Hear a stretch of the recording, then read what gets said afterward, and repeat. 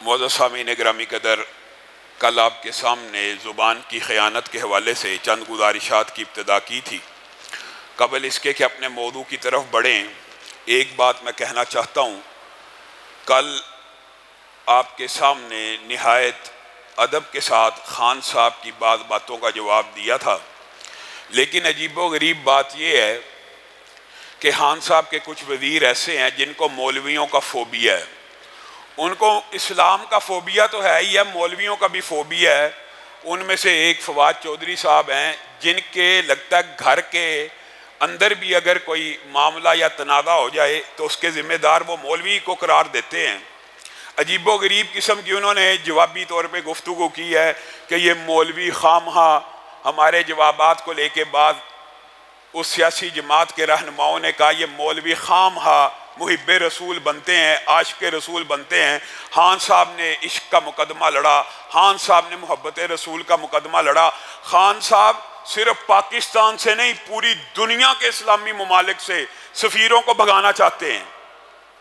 میرے بھائیوں، ایک اردو کا محاورہ پنجابی کا بھی آپ نے سنا ہوگا کہ ٹرک کی بتی کے پیچھے لگا دینا یا ٹرک کے پیچھے لگا دینا۔ خان صاحب جس ملک کے حاکم ہیں، جس ملک کے وزیر اعظم ہیں، جس ملک پہ ان کا اختیار چلتا ہے، جس ملک کے اندر وہ فیصلہ کرنے کی فائنل اتھارٹی ہیں، اس ملک سے تو وہ سفیر کو نہیں نکال رہے، لیکن وہ پوری دنیا کے مسلم ممالک سے سفیروں کو نکلوانا چاہتے ہیں۔ یہ آپ کو اور مجھے کس قسم کا دھوکہ اور مغالطہ ڈالا جا رہا ہے؟ یعنی جس چیز کا اختیار ہے وہ نہیں کرنی، اور جو چیز اختیار میں نہیں میں وہ کرنا چاہتا ہوں۔ اللہ نے جس چیز کا اختیار دیا، خان صاحب پہلے وہ کام کر دیجئے تاکہ ہم بھی کہیں باقی ساری دنیا کے اسلامی ممالک کا مقدمہ پہلے لڑنا شروع ہو گئے۔ آپ تو نکالیے، آپ کو دیکھ کے ہو سکتا ہے کوئی اور بھی غیرت کھا جائے، لیکن آپ ابتدا دوسروں سے کر رہے ہیں۔ اور پھر شاید خان صاحب کو بھی یہ فوبیا ہو گیا سابقہ حکمرانوں کا۔ ہم کوئی سابقہ حکمرانوں کی دفاع کرنے والے نہیں ہیں، لیکن عجیب و غریب فوبیا۔ 1988 میں نواز شریف صاحب وزیر اعظم بنے۔ بتائیے، چند بزرگ بیٹھے ہیں، سب جانتے ہیں، تاریخ اٹھا کے دیکھ لیجئے 1988 میں کون وزیر اعظم بنا تھا؟ بے نظیر بھٹو۔ عجیب و غریب باتیں۔ اللہ رب العزت ہم کو بھی اور ان کو بھی ہدایت دے۔ اور خان صاحب، ہم آپ سے کہنا چاہتے ہیں، یہ جو آپ کے وزیر ہر وقت اسلام اور مولویوں کے خلاف زبان درازی کرتے ہیں اور کس قسم کا لوگوں کو مغالطہ اور وسوسہ ڈال رہے ہیں کہ پوری دنیا کے اسلامی ممالک سے اب سفیر نکلیں گے۔ خان نے یہ مقدمہ پیش کر دیا۔ خان صاحب پہلے اپنے ملک سے تو نکال دیجئے۔ معزز سامعین گرامی قدر، آپ کے سامنے زبان کی خیانت کے حوالے سے چند گزارشات کو رکھا تھا، اسی کو میں آگے بڑھاؤں گا۔ وَقُولُوا لِلنَّاسِ حُسْنًا، لوگوں کے ساتھ اچھے انداز میں گفتگو کرنی چاہیے۔ اچھے انداز میں گفتگو کرنے کا مجھے اور آپ کو کیا فائدہ ہے؟ اللہ کو کیا فائدہ ہے؟ رسول اللہ کو کیا فائدہ ہے؟ رسول اللہ صلی اللہ علیہ وسلم کو امت کے اندر، معاشرے کے اندر ایک اسلامی معاشرہ قائم کرنا ہے، جس کی وجہ سے وہ چاہتے ہیں کہ لوگ آپس میں گفتگو بھی کریں تو نرم گفتار کریں، آپس میں بات بھی کریں تو لڑائی جھگڑے کے بغیر کریں، آپس میں کلام کریں، کسی بات پہ تنازع ہو جائے گالی نہ نکالیں۔ حضرت انس نے رسول اللہ صلی اللہ علیہ وسلم کے پاس 10 برس خدمت کی ہے، کہا میں نے رسول اللہ کے منہ سے کبھی کسی جانور کو بھی گالی نکالتے ہوئے نہیں سنا۔ ہم تو آئے روز اپنے مسلمان بھائیوں کو گالیاں نکالتے ہیں، اور امہات المومنین اور صحابہ بیان کرتے ہیں رسول اللہ صلی اللہ علیہ وسلم نے کبھی مخلوقات میں سے کسی کو گالی نہ نکالی۔ گالی نہ نکالنے کا کیا مطلب ہے؟ یہ جو ہم الفاظ کہتے ہیں نا، ستیہ ناس ہو گیا، اور تیرا بیڑا غرق ہو گیا، ٹھوکر لگ جاتی ہے، بندہ کہتا ہے تیرا ستیہ ناس ہو گیا۔ تو رسول اللہ صلی اللہ علیہ وسلم وہ ہیں جو کہتے ہیں اگر تجھے ٹھوکر بھی لگ جائے تو شیطان کو برا بلا مت کہہ، شیطان کو برا بلا مت کہنا، کہ کہیں وہ غرور اور تکبر میں نہ آ جائے کہ اس نے تمہارے اوپر غلبہ حاصل کر لیا ہے۔ ٹھوکر لگی اور شیطان تیرا بیڑا غرق ہو، تو نے مجھے گرا دیا، اس سے شیطان خوشی سے پھول کر کپا ہو جاتا ہے۔ اور جب کوئی ٹھوکر لگ جائے، جب کوئی تنازع ہو جائے، اگر اللہ کا نام لے لیا جائے تو وہ ذلیل و خوار ہو کے رہ جاتا ہے۔ اس کا مطلب یہ ہے کہ گالی تو مسلمان بھائیوں کو نکالنا، جانوروں کو اگر نکالنے کی اجازت نہیں ہے تو مسلمان بھائیوں کو نکالنے کی کیسی اجازت ہو سکتی ہے؟ رسول اللہ صلی اللہ علیہ وسلم نے فرمایا دو مسلمان دو مسلمان اگر آمنے سامنے کھڑے ہو کے ایک دوسرے کو برا بھلا کہہ رہا ہے، دوسرا پہلے کو برا بھلا کہہ رہا ہے، یہ دونوں بکواسی شیطان ہیں. یہ رسول اللہ صلی اللہ علیہ وسلم کا فرمان ہے. اور اگر ایک ظالم کسی مظلوم کو گالی دے رہا ہے تو صحیح حدیث کے الفاظ ہیں، برا بھلا کہہ رہا ہے، صحیح حدیث کے الفاظ ہیں کہ فرشتہ آتا ہے اور کہتا ہے، اس کو برا بھلا کہتا ہے، یہ جو تو بات کہہ رہا ہے یہ ایسا ہے، یہ تو نہیں ہے، تو ایسا ہے، یہ تو نہیں ہے، تو ایسا ہے، یہ تو نہیں ہے، تو ایسا ہے. وہ جو کہتا رہتا ہے فرشتہ اس کی طرف سے جواب دیتا ہے. اسی لیے رسول اللہ صلی اللہ علیہ وسلم نے حضرت ابو بکر کو یہ کہہ دیا تھا، ابو بکر جب تک آپ خاموش تھے فرشتہ آپ کی طرف سے مقرر اللہ نے کیا تھا جو آپ کی طرف سے اس بندے کو جواب دیتا تھا. جو یہ آپ کو کہتا تھا فرشتہ کہتا تھا ابو بکر تو نہیں ہے، تو ہی ایسا ہے، ابو بکر تو نہیں ہے، تو ہی ایسا ہے. جب آپ نے جواب دے دیا فرشتہ واپس چلا گیا کہ اب معاملہ دونوں کے مابین ہے، جیسے جی چاہے کر لیں. اس کا مطلب یہ ہے کہ زبان کو نہایت احتیاط سے، اور آپ کو اس بات کا علم بھی ہونا چاہیے کہ لا ادری، دیکھیں خاموشی میں کس قدر برکت ہے، کس قدر نجات ہے. بغیر ضرورت بولنا، علماء نے یہ بات لکھ دی ہے کہ جو بندہ کسی عالم دین کے پاس بھی جاتا ہے نا اور اس سے پوچھتا ہے اس سوال کا کیا جواب ہے، اور اگر اس کو نہیں آتا، وہ سچائی کی بات کرتا، کہتا میں نہیں جانتا، تو اس نے نصف علم کا حق ادا کر دیا ہے. اور اگر کوئی عالم دین کے پاس جاتا ہے اور اس کو اس مسئلے کے بارے میں شرح صدر نہیں ہے، اطمینان نہیں ہے، اور وہ کہہ دیتا ہے کہ واللہ عالم، اللہ اس کے بارے میں بہتر جانتے، ابھی میری تحقیق جاری ہے، گویا اس نے نصف علم کو پھیلا دیا. یعنی آدھا علم لا ادری ہے، میں نہیں جانتا، اور آدھا علم اللہ عالم ہے. آپ بتائیں اس کے اندر کس چیز کی ترغیب دی جا رہی ہے؟ اس کے اندر اس بات کی ترغیب دی جا رہی ہے کہ بے پتہ، بے فائدہ، غیر ضروری بات کے پیچھے پڑنا ہی نہیں. اور نبی کریم صلی اللہ علیہ وسلم سب سے زیادہ اس بات کی امت کو تلقین کرتے رہے زبان کی خیانتوں میں سے کہ اپنی زبان کو سچائی میں استعمال کرو. اور یہ اتنی بڑی نیکی ہے سچ بولنا، حالانکہ یہ ہر بندے کی ڈیوٹی ہے، ہر بندے کے اوپر فرض ہے. جیسے نماز ہر بندے کے اوپر فرض ہے، لیکن اس کے باوجود نماز کی بہت سے برکات ہیں، فضائل ہیں. یہ باب بھی شروع کیا تھا، موقع ملا تو اس کو بھی مکمل کریں گے. اسی طرح سچ بولنا ہے تو ذمہ داری ہے تو فرض، لیکن نیکی بھی ہے. کیسے؟ رسول اللہ صلی اللہ علیہ وسلم سے صحابہ نے پوچھ لیا جنت میں کیسے جایا جائے، جنت میں بہت سے اعمال آپ کو بتائے جاتے ہیں، جنت میں جانے کے لیے یہ کام کیا جائے، یہ کام کیا جائے. صحیح حدیث سے جو بھی ثابت ہیں ان سب کی حکمتیں ہیں. لیکن یہاں پہ رسول اللہ صلی اللہ علیہ وسلم کہہ رہے ہیں جنت میں کیسے جایا جائے؟ تم سچ بولا کرو. اے اللہ کے رسول، مفہوم یہ ہے سچ بولا کرو، جنت میں کیسا جایا جائے؟ جی سچ بولا کرو. کیا ہوگا؟ سچ بولنے والا جو بندہ ہوتا ہے اللہ رب العزت اس کے لیے نیکیوں کو آسان کر دیتے ہیں، اور جب نیکیاں آسان ہو جاتی ہیں بندہ جنت میں داخل ہو جاتا ہے. جہنم سے کیسے بچا جائے، جنت میں کیسے جایا جائے؟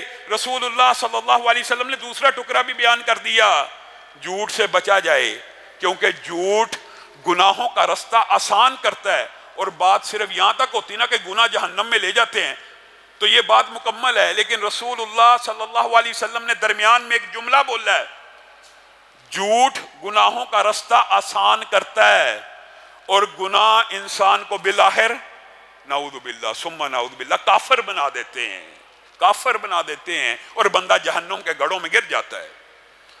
وَاذْكُرْ فِي الْكِتَابِ إِبْرَاهِيمَ إِنَّهُ كَانَ صِدِّيقًا نَبِيًّا وَاذْكُرْ فِي الْكِتَابِ إِدْرِيسَ إِنَّهُ كَانَ صِدِّيقًا نَبِيًّا وَاذْكُرْ فِي الْكِتَابِ إِسْمَاعِيلَ إِنَّهُ كَانَ صَادِقَ الْوَعْدِ وَكَانَ رَسُولًا نَبِيًّا. اللہ رب العزت نے کتنے نبیوں کا نام لیا کہ اس کلام حمید میں رہتی امتوں تک، قیامت تک ابراہیم کا ذکر ہونا چاہیے. وَاذْكُرْ فِي الْكِتَابِ إِبْرَاهِيمَ کیوں ہونا چاہیے؟ إِنَّهُ كَانَ صِدِّيقًا نَبِيًّا، اس لیے ہونا چاہیے وہ ایک سچا نبی تھا. اس ادریس کا ذکر بھی اس قرآن پاک میں ہونا چاہیے کیونکہ ایک سچا نبی تھا. اسماعیل کا ذکر بھی اس قرآن پاک میں ہونا چاہیے کیونکہ وہ وعدوں کے سچے تھے. پھر کیا کہا؟ یوسف ایھا الصدیق، یوسف کا ذکر قیامت تک اس قرآن میں ہونا چاہیے، کیونکہ ایک سچا نبی تھا۔ اور مریم کے بارے میں وَأُمُّهُ صِدِّیقَةٌ، مریم کا ذکر، مریم نبی ہیں، مریم نبیہ ہیں کہ نہیں، سب کو پتہ ہے۔ بتائیں اس سے زیادہ شرف کی، عزت کی، افتخار کی کیا بات ہو سکتی ہے؟ ایک غیر نبی کا قرآن پاک میں قیامت تک ذکر ہونا چاہیے، وَأُمُّهُ صِدِّیقَةٌ، اس لیے کہ اس کی ماں سچی عورت تھی۔ یہ سچائی جس کو ہم بڑی معمولی سی بات سمجھتے ہیں، رسول اللہ صلی اللہ علیہ وسلم نے اس کے بارے میں کہا وَمَنْ أَصْدَقُ، اور قرآن پاک میں بھی، قرآن پاک کے یہ الفاظ ہیں وَمَنْ أَصْدَقُ مِنَ اللَّهِ حَدِيثًا وَمَنْ أَصْدَقُ مِنَ اللَّهِ قِيلًا۔ اللہ تعالیٰ نے سچائی کی سب سے پہلی نسبت اپنے ساتھ کی کہ اللہ سے زیادہ سچی بات کس کی ہے؟ اللہ سے زیادہ سچی بات کون کرنے والا ہے؟ رسول اللہ نے آپ کو کل بھی یہ بات بتلائی تھی کہ جب وہ قریش مکہ کے اندر، کفار مکہ کے اندر اپنے دشمنوں کے اندر چلتے تھے تو کیا کہا جاتا تھا؟ وہ صادق آ رہا ہے، وہ امین آ رہا ہے۔ سچائی اتنی بڑی خوبی ہے، رسول اللہ صلی اللہ علیہ وسلم نے تبلیغ دین سے پہلے جو مقدمہ کفار مکہ کے سامنے رکھا تھا وہ کیا تھا؟ میں تمہارے درمیان اتنا عرصہ گزار چکا ہوں، کیا تم نے مجھے کبھی جھوٹا پایا؟ انبیاء بھی تبلیغ سے پہلے اپنے عمل کو پیش کرتے ہیں، اسی لیے ہمارے اسلاف نے یہ بات لکھ دی ہے کہ تبلیغ کے لیے سب سے بہتر بات یہ نہیں ہے کہ آپ عالی شان مقرر ہوں، آپ کو گفتگو کا فن آتا ہو۔ سب سے عالی شان یہ بھی ایک اللہ تعالیٰ کی طرف سے خوبی ہے، لیکن سب سے عالی بات کیا ہے کہ آپ کو گفتگو کم کرنی پڑے۔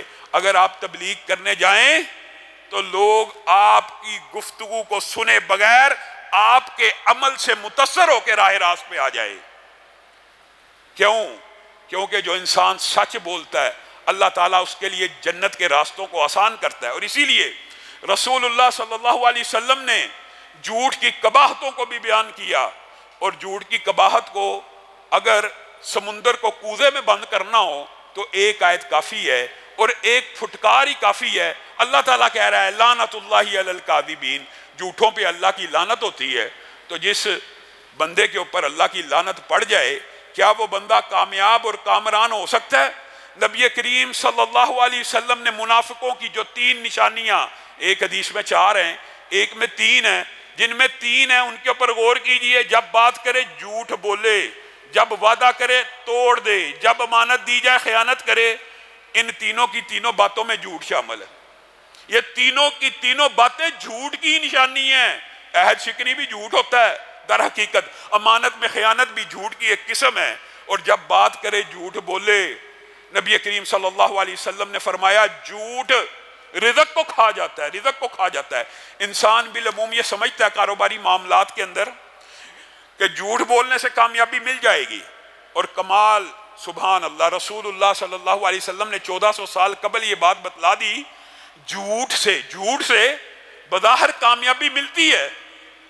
رسول اللہ صلی اللہ علیہ وسلم نے یہ بات بھی بتلا دی، ایک کاروباری شخص ہے، تاجر ہے، وہ جھوٹ بولتا ہے کسی پروجیکٹ کے حوالے سے، کسی بزنس ڈیل کے حوالے سے، تو جھوٹ کو بظاہر کامیابی ملتی ہے، لیکن حقیقت میں اس کے اندر سے برکت ختم ہو جاتی ہے۔ اسی لیے نبی کریم صلی اللہ علیہ وسلم نے ارشاد فرمایا کل قیامت کے دن جن بندوں کو اللہ رب العزت نہ معاف کریں گے، یہ کتنی بڑی وعید کی بات ہے۔ جرم چھوٹا ہے، اس جرم کو آج چھوڑنے کا ارادہ کیجئے۔ رسول اللہ صلی اللہ علیہ وسلم نے کہا کل قیامت کے دن 3 بندے ایسے ہوں گے جن کو نہ اللہ معاف کرے گا، معاف ہی نہیں کرے گا، نہ جن کی طرف نظر رحمت کرے گا، نہ جن کو اپنی رحمت کے قریب آنے دے گا۔ ان میں سے ایک بندہ کون ہے؟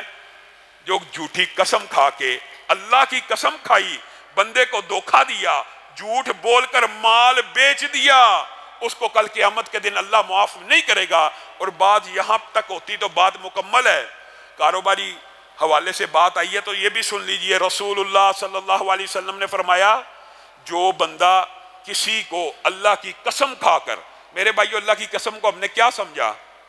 اول تو پہلی بات یہ ہے کہ اللہ کے علاوہ کسی کی قسم کھانی نہیں چاہیے، کیونکہ اللہ سے بہتر کوئی گواہ نہیں ہے۔ لیکن ایک بندہ اپنے مال کو بیچنے کے وقت کس کو گواہ بنا رہا ہے؟ اللہ کو، اور کہہ رہا ہے اللہ کی قسم. اس کا مطلب یہ ہوتا ہے میں اللہ کو حاضر، اللہ رب العزت کو ناظر جان کے، اللہ رب العزت مجھے دیکھ رہے ہیں، اس بات کو سن رہے ہیں، نوٹ کر رہے ہیں، ریکارڈ کر رہے ہیں، میں اس رب کو گواہ بنا کے کہتا ہوں میں تجھ سے جھوٹ نہیں بول رہا، یہ میں نے اتنے کا خریدا ہے، اتنے کا بیچ رہا ہوں. رسول اللہ صلی اللہ علیہ وسلم نے کہا جو بندہ جھوٹ بول کر کسی کو اپنا مال بیچ دیتا ہے وہ ضرور بھی ضرور آگ میں ضرور بھی ضرور جلے گا. صحابہ نے پوچھ لیا ہے اللہ کے رسول اتنی سخت بات آپ نے کہہ دی، یا تو بندہ پھر جھوٹ بولنا ویسے بھی غلط بات ہے، لیکن قسمیں کھائی جائیں، لوگوں کو اس بات کا یقین دلایا جائے کہ یہ رب کی قسم کھا رہا ہے، اس کی بات میں کوئی ہلکی سی بھی خیانت نہیں ہو سکتی، رب کے نام پہ دھوکہ دے رہا ہے. صحابہ پوچھ اٹھے اللہ کے رسول چاہے کوئی معمولی چیز ہی کیوں نہ ہو، ہماری تو ایک محاورتاً عادت بن جاتی ہے کئی دفعہ واللہ واللہ اللہ کی قسم ایسے ہی ہے. تو کہا کوئی بہت معمولی چیز اگر اس طرح بیچ دی کہ منہ سے یہ الفاظ نکل چکے ہیں تو کیا اس کے اوپر بھی آگ یقینی ہے؟ تو رسول اللہ صلی اللہ علیہ وسلم نے کہا اللہ کی قسم اگر وہ درخت کی ایک ڈالی اور ٹہنی کیوں نہ ہو، اگر تم اللہ کی قسم کھا کے بیچو گے اور اس کے اندر جھوٹ کی آمیزش ہوگی تمہیں ضرور آگ میں ڈالا جائے گا. ہم سب کو آج توبہ کرنے کی ضرورت ہے. کتنی غلط بیانی کر کے کئی دفعہ مال بیچا جاتا ہے، اور غلط بیانی کر کے مال بیچنے کے حوالے سے یہ بات یاد رکھیے رسول اللہ صلی اللہ علیہ وسلم نے کہا جو بندہ جھوٹ بول کے مال کو بیچتا اس کے اوپر اللہ کی بھی لعنت ہوتی ہے. اور جھوٹی قسم کھانے سے مال تو بک جاتا ہے لیکن اس سے برکت اٹھا لی جاتی ہے. برکت کا اٹھ جانا کیا ہے؟ یہ بات ایک صرف اس کا ایک جز بیان کرتا ہوں، کبھی انشاءاللہ موقع آیا اس حوالے سے جمعے میں تفصیلی گفتگو کریں گے. ایک جز کیا ہے؟ برکت کس کو کہتے ہیں؟ برکت کیسے اٹھ جاتی ہے؟ مال تو آ گیا، 1 کروڑ روپے کا پلاٹ قسمیں کھا کر 2 کروڑ کا بیچ دیا، دھوکہ دے کے 2 کروڑ کا کسی کی آنکھوں میں مٹی ڈال کے بیچ دیا ہے، مال تو 2 کروڑ آ گیا ہے. برکت کیا اٹھ گئی؟ 2 کروڑ ہے. ہاں برکت کا اٹھ جانا مال کے ساتھ جو تضاد پیدا ہوتا ہے صرف جزوی طور پہ آپ کے سامنے رکھتا ہوں. کروڑ روپے کا پلاٹ تھا، نہ ڈپریشن تھی، نہ انگزائٹی تھی، نہ شوگر تھی، نہ بلڈ پریشر تھا، نہ کڈنی خراب تھی، نہ دل خراب تھا. مال تو 2 کروڑ کا بیچ دیا جھوٹی قسم کھا کے. مال تو اس نے سمجھا کہ 2 کروڑ آ گیا ہے، لیکن ساتھ میں بلڈ پریشر بھی آ گیا ہے، ساتھ میں ڈپریشن بھی آ گئی ہے، ساتھ میں انگزائٹی بھی آ گئی ہے، ساتھ میں ساری رات سویا نہیں جاتا، ساتھ میں ہڈیوں میں دردیں شروع ہو گئی ہیں، ساتھ جو پہلے عبادت کیا کرتا تھا اب عبادت میں مزہ نہیں آتا. اور کتنے دکھ کی بات ہے یہ ہے برکت کا اٹھ جانا. بعض لوگوں سے یہ بات ہم سنتے ہیں اور دکھ کی بات ہے. میرے بھائیوں صحت بھی اللہ کی بہت بڑی نعمت ہے اور وقت بھی اللہ کی بہت بڑی نعمت ہے. رمضان کے اوقات ہیں، ان کو ضائع مت کرو، اللہ کی بارگاہ میں ڈٹ کے کھڑے ہو جایا کرو. یہ گنتی کے دن ہیں. اگر ان بہترین مواقع کے اندر آپ کو پتہ ہے نا اس حدیث کا، جو اللہ کی مسجدوں میں آ کے دین سیکھنے اور سکھلانے کے لیے بیٹھ جاتے ہیں، اور کس لیے آپ آئے ہیں؟ اللہ کے دین کے لیے آئے ہیں، اللہ کو راضی کرنے کے لیے آئے ہیں. آسمان سے فرشتوں کا نزول ہوتا ہے، سکینت بھی اترتی ہے. صرف 2 آیتیں اگر آپ سمجھ کے چلے جاتے ہیں 2 سرخ اونٹنیوں کو خرچ کرنے سے بہتر ہیں. کتنی بڑی اجر و ثواب کی باتیں ہیں، لیکن ہم خواہ ادھر ادھر پھر کے وقت ضائع کر کے ادھر ادھر جا کے بلا وجہ خوش گپیاں لگا کے اس وقت کا جنازہ نکال دیتے ہیں. میرے بھائیوں یہ جو وقت ہے یہ نہایت قیمتی چیز ہے، اور خاص طور پہ رمضان کے اندر اگر بندہ ان اوقات کو، ان قیمتی لمحات کو ضائع کر دے کہ جس کے ایک منٹ کے اندر 100 سے زائد مرتبہ بندہ سبحان اللہ پڑھ سکتا ہے، اور سبحان اللہ صرف 100 مرتبہ پڑھنے سے سارے سابقہ گناہ معاف ہو جاتے ہیں، تو بندہ بدقسمت ہی ہے نا کہ اس وقت کو ضائع کرتا چلا جا رہا ہے. یہ برکتوں کا اٹھ جانا ہے کہ انسان پھر بندے بزرگ ہو جاتے ہیں، بندے بزرگ ہو جاتے ہیں، عمر بڑھ جاتی ہے، اس وقت بندوں کا بڑا دل کرتا ہے کہ عبادت کی جائے. جوانی میں کی نہیں ہوتی، اور بندہ جب بڑھاپے کی طرف قدم رکھتا ہے عقل و شعور ظاہر ہے، پختہ ہو جاتا ہے، اللہ کی حقیقت سمجھ آ جاتی ہے، پتہ لگ جاتا ہے ارب سال کی زندگی میں قدم رکھنے لگا ہوں. تو بعض بزرگ پھر یہ کہہ دیتے ہیں جوانی میں عبادت کرنے کا دل نہیں تھا کرتا، آج دل کرتا ہے تو ہوتی ہی نہیں ہے. آج سجدہ کرنے کا یا قیام کرنے کا دل کرتا ہے لیکن کھڑا نہیں ہوا جاتا. یہ برکتوں کا اٹھ جانا کن وجوہات کی بنیاد کے اوپر ہے؟ اپنے زبان کو اگر آپ صرف اس جھوٹ سے روک لیں گے, جھوٹی قسموں سے روک لیں گے, انشاءاللہ اس حوالے سے آئندہ آنے والے دروس میں بھی گفتگو ہوگی, لیکن صرف ایک حدیث بیان کر کے اپنی بات کو ختم کروں گا. نبی کریم صلی اللہ علیہ وسلم نے ارشاد فرمایا, تمہیں پتہ ہے, صحابہ نے پوچھا کہ سب سے بڑے جرائم میں سے کون سے جرائم ہیں؟ نبی کریم صلی اللہ علیہ وسلم نے کہا تمہیں پتہ ہے بڑے گناہوں میں سے بڑا گناہ کیا ہے؟ ایک تو سب کو پتہ ہے الحمدللہ شرک ہے, دوسرا والدین کی نافرمانی ہے. یہ رسول اللہ صلی اللہ علیہ وسلم اطمینان سے بیٹھے ہوئے ہیں اور بیان کر رہے ہیں, ایک شرک ہے اور ایک والدین کی نافرمانی ہے. پھر اچانک سیدھے ہو کے بیٹھ جاتے ہیں اور کہتے ہیں ایک جھوٹی گواہی ہے, ایک جھوٹی گواہی ہے, ایک جھوٹی گواہی ہے. شرک کے ساتھ والدین کی نافرمانی کے بعد امیڈیٹلی جو کبیرہ گناہوں میں سے رسول اللہ نے ذکر کیا وہ کیا ہے؟ جھوٹی گواہی, جھوٹی شہادت, بلا وجہ کی, بلا وجہ. اس بندے کا چہرہ, صحیح حدیث کے الفاظ ہیں, کل قیامت کے دن دوزخ میں ڈالا جائے گا, اور چہرے کا لفظ اس لیے آیا ہے کہ چہرے کے بل ڈالا جائے گا. جو بندہ اس سے قسم مانگی جائے یا گواہی مانگی جائے, قسم بھی گواہی کی قسم ہوتی ہے, قسم مانگی جائے یا گواہی طلب کی جائے تو وہ اللہ کے نام پہ جھوٹی گواہی دے دے, اللہ کے نام پہ جھوٹی قسم کھا لے. اللہ رب العزت ہمیں جھوٹ کے چھوٹے سے چھوٹے جز سے بھی محفوظ فرمائے.